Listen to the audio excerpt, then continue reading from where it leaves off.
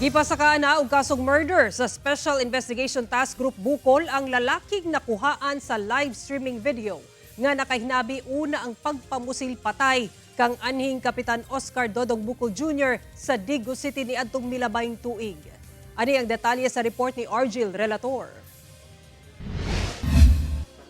Gikumpirma ni PRO11 Regional Director Police Brigadier General Leon Victor Rosete nga gipasaka na niadtong February 27 sa SITG Bukol ang kasong murder batok sa lalaking nag-turnover og pitaka ngadto kang anhing Barangay 3 de Mayo, Digo City Kapitan Oscar Dodong Bukol Jr. Ang maong lalaki ang ulahing nakahinabi sa gipatayng kapitan base sa live streaming niini sa iyang social media account. DNP pila lang kaminuto ato sa pagkikinabi sa kapitan sa maong lalaki. Gipusil patay si Kapitan Bukol sa iyang atubangan. Na-filean siya ng, sa murder and 3 other John Does.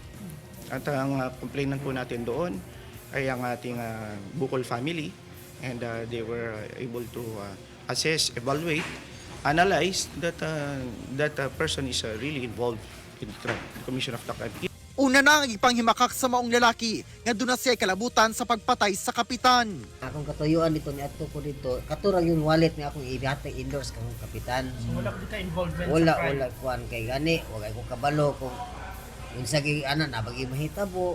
Ginahulat na lang ang warrant of arrest nga ipagula sa korte sa mga gipang kasuhan. Apan sa tulo ka mga John Does. Well, based dun sa mga CCTV, may mga tao doon na nasa loob ng Innova. So yun yung mga John Doe, tatlo. Hinoon, nagapadayon pa ang investigasyon sa kapulisan sa uban pang mga persons of interest nga nakatinubagay sa kapitan sa social media una siya gipatay. Ginakuhaan pa og pahayag ang nahibiling kabanay sa anhing kapitan labot sa update sa maong kaso. Kauban si Melchor Awing sa kamera. Ako si Argil Relator. 1 Mindanao.